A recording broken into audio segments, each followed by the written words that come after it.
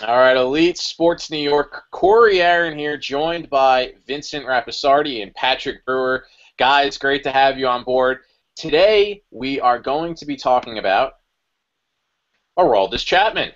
So, Mr. Chapman surprised us all yesterday. Well, actually, Mr. Cashman surprised us all yesterday by acquiring Aroldis from the Reds. Kind of funny because our last episode we were talking about the Reds with Pete Rose. So something about Cincinnati being involved in our New York sports. Patrick, I know that you just wrote an article about acquiring Aroldis Chapman. Can you explain a little bit about the four prospects that we sent over to the Reds for Chapman? Yeah, the most important one was probably Eric Joglio, who is a third baseman. I think he's usually ranked about 5 or 6, depending on who you ask. I mean, there's different prospect outlets out there. But he's obviously outside the group of Judge and Mateo and Bird and Severino and so on. So he's pretty good offensive player. Got a good bit of pop. Not a great defender. Not very fast. Obviously blocked in New York with Chase Headley. So in Cincinnati, he's got pretty much no one blocking him now that Frazier's gone. So I think he'll probably get some playing time there sooner rather than later. Rookie Davis is right-handed pitcher, big build, probably profiles as maybe a 3-4 starter. He probably needs another year in the minors, but same thing with the Reds. I mean, he could viably see playing time this year. And then Caleb Cottham, the reliever, he pitched a little bit for the Yankees last year. He originally was a starter, but I think the Reds will probably keep him in the bullpen. And I guess they could switch him back over, but who knows. And then last guy, Renda, second baseman. Really small guy, really quick, good hands at the plate, about average defense. Right now, I guess Phillips is still around because that trade fell through with the Nationals. So in the meantime, he'll still be there, so we'll have to see what happens with that. But for now, it's a pretty good haul for the Reds. I mean, considering the whole domestic violence incident, I mean, they got a decent, I guess, return for what was expected. Yeah, I was going to bring that up, that whole domestic violence incident with Chapman shoving his girlfriend into the wall and choking her and then firing a gun in his garage wall, too. I mean, look, this isn't a mugshot that happened during that incident. Chapman wasn't arrested for it. This is actually a speeding ticket that he had, this fourth speeding ticket that he's had since being in the United States. So he loves the need for speed. But Vincent, I want to know though. Some people are upset because they think that Cashman is now condoning that you could just you can sign whoever you want because of the talent they have, regardless of off-the-field incidents. Well, I don't think he's condoning it. There hasn't been a suspension handed down by Major League Baseball just yet. We don't know all the facts and everything that exactly happened. I think it's almost the Jerry Jones approach. And I think when Jerry Jones and the Cowboys were winning Super Bowls back in the 90s, it was almost like, we don't really care who the person is. We care who the player is. And, I mean, as being in Cashman's seat and there not being a suspension yet, you still have kind of that excuse to make as a general manager. You can say, I'm not condoning it. I mean, there hasn't been a suspension or anything.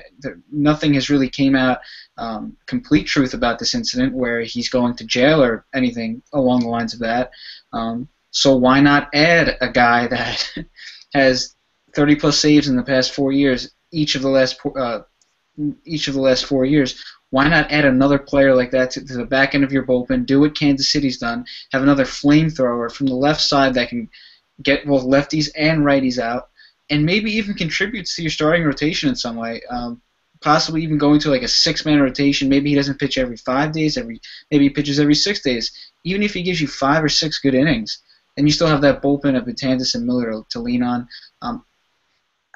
To blame Cashman or to put any blame or say that he's condoning what Chapman did, I don't think is the right way to word it. But I think what we also have to understand, and I'm not condoning Chapman's actions either, but he's from Cuba and he's from a different lifestyle. He's from a different situation, and I think that being in a position of power, being literally in a position of power by throwing harder than anyone in baseball, being put on that pedestal so early, I think we've seen the same thing happened with Puig and even Cespedes.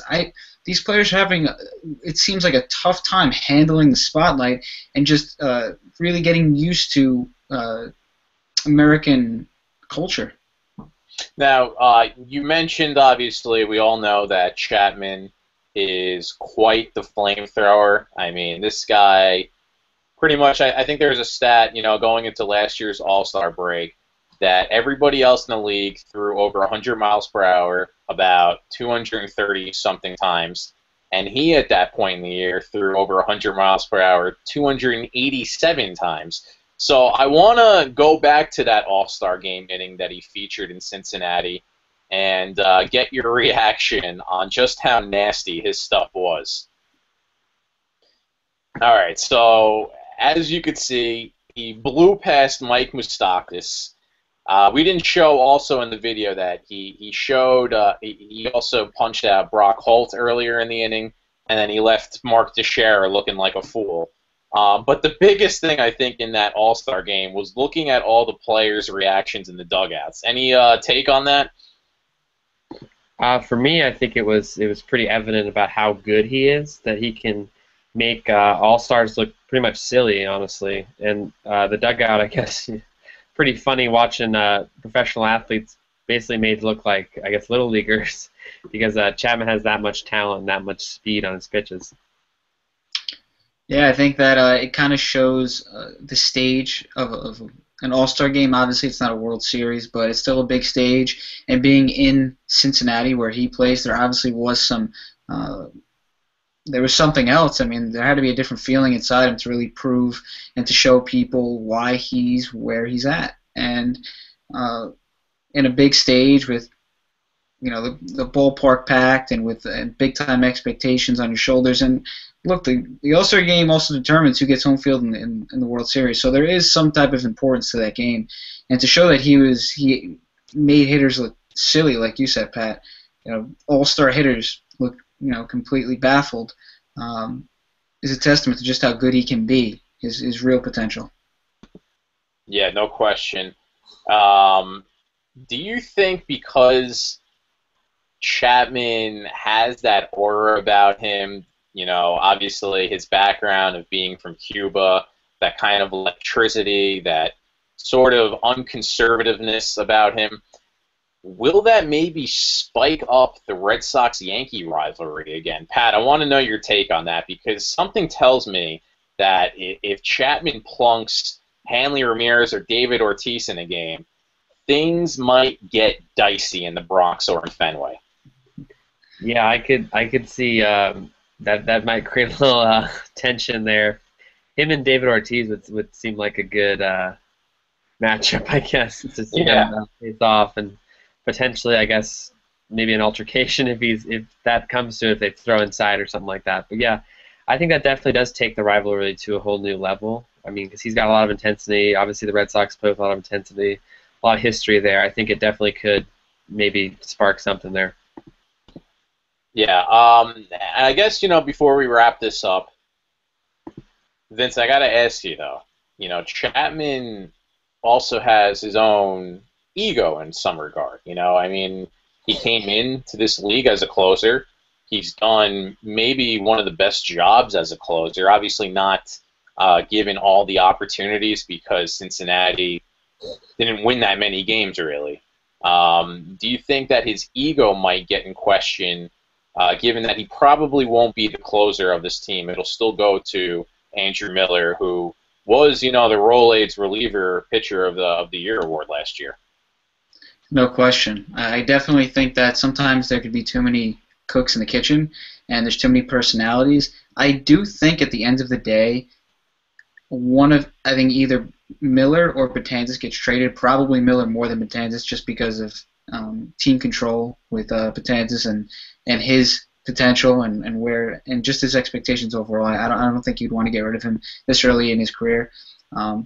But just think of this. I mean, they gave up seemingly nothing for Chapman. So if you can get an elite all-star closer for Chapman, and you can trade Andrew Miller to a team that can give up an elite prospect for him, or maybe almost an MLB-ready prospect, I think that's a win-win situation because you still have a closer, and now you're getting another guy that you expect to make a contribution maybe this year, or maybe he's a guy that you expect years to come to be playing on your professional team.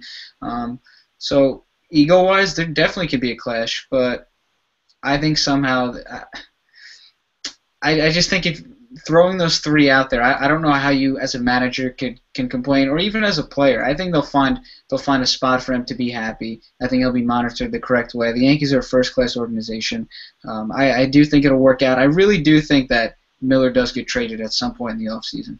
Wow, so you don't think that they're going to sort of go with this philosophy, in hopes that the starting rotation right now with Tanaka, Pineda, Severino, and Evaldi are the four certains.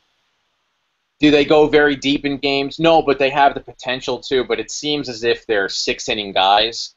You don't think that they don't want to keep, Chapman, Betances, and Miller for those 9 outs? You think that they will be trading Andrew Miller for, another starter, or maybe someone to boost up that lineup a bit? Because after all, in my opinion, on the Yankees, I hate to say it, but the lineup, it's old, it's getting older, and you got some weak bats. I mean, Gardner, Ellsbury, Didi Gregorius, and Castro.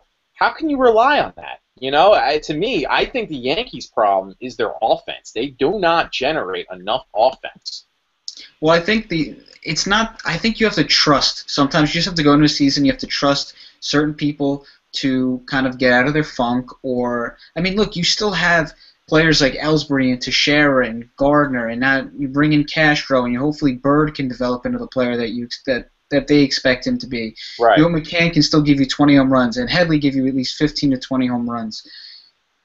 The team isn't going to be figured out at this point in the season. There's going to be players that are going to step up, and you didn't expect. I mean, did anybody expect Mark Teixeira to have the season that he did until he got hurt this year? Probably not, and he was outstanding for the entire time that he was able to play. So every year there's going to be a player that steps up you didn't expect, and there's going to be a player that you thought would play a bigger role that didn't.